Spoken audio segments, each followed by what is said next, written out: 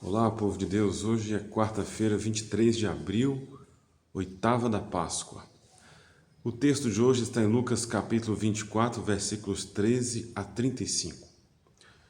Jesus lhes disse: Ó gente sem inteligência, como sois tardos de coração para crerdes em tudo o que anunciaram os profetas.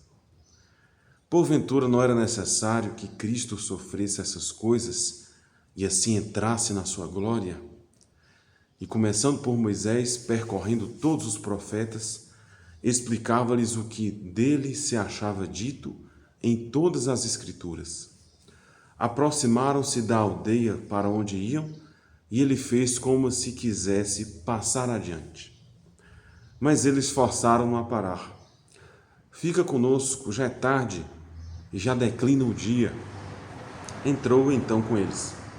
Aconteceu que, estando sentado conjuntamente à mesa, ele tomou o pão, abençoou, partiu e serviu-lhe. Então se lhes abriram os olhos e o reconheceram, mas ele desapareceu. Diziam então um para o outro: Não se nos abrasava o coração quando ele nos falava pelo caminho e nos explicava as Escrituras? Levantaram-se na mesma hora e voltaram a Jerusalém.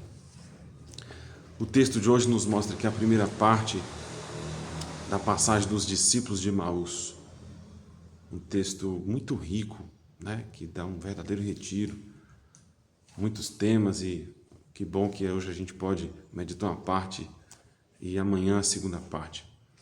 Aqui inicialmente Jesus ressuscitado, que caminha com os discípulos e eles não o reconhecem. É o desafio da fé. A fé que é aprimorada, a fé que avança, a fé que se torna mais sólida no decorrer do caminho, na experiência da catequese. Jesus como catequista, como peregrino. Jesus que vai falando da história da salvação, de Moisés, de toda a antiga aliança, para que os discípulos possam compreender melhor o que está diante deles.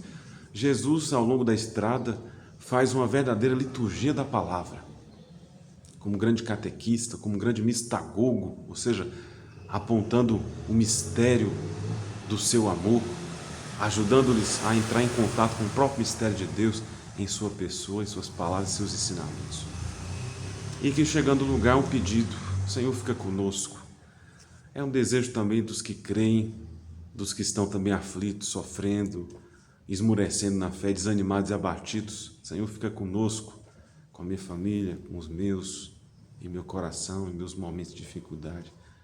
Jesus adentra no lugar onde eles iriam parar, e ali acontece uma verdadeira liturgia eucarística.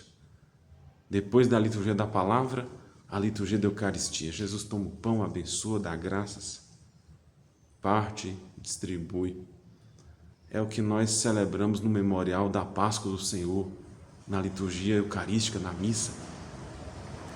As duas mesas, a mesa da palavra ao longo da estrada, do caminho da fé, e a mesa da Eucaristia, de maneira familiar, ao redor da mesa sagrada, depois de ruminar a palavra, de compreender a história salvífica, agora o momento de se alimentar da presença do Senhor.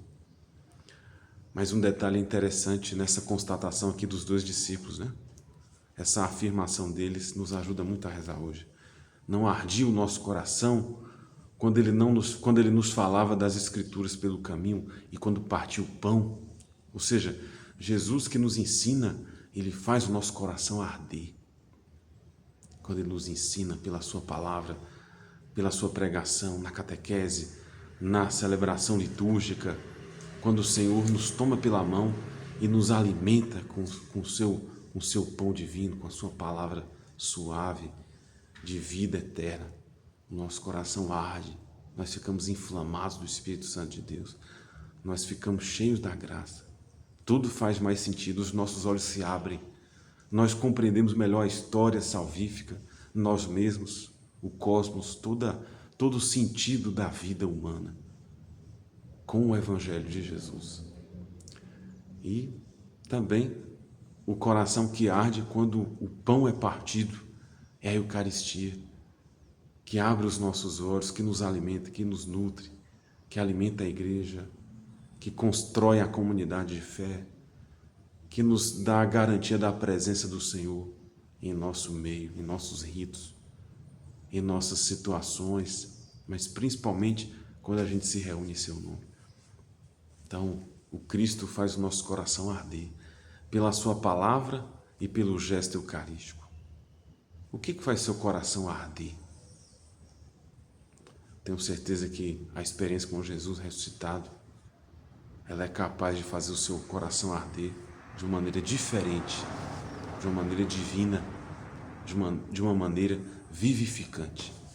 Que o Cristo ressuscitado nos ajude a arder o coração, a compreender o amor, o plano de Deus para todos nós na pessoa de Jesus. Se você gostou, escreve aí nos comentários, deixa aí sua curtida, seu joinha, compartilhe o que você gosta. Feliz Páscoa e um dia cheio do amor de Deus.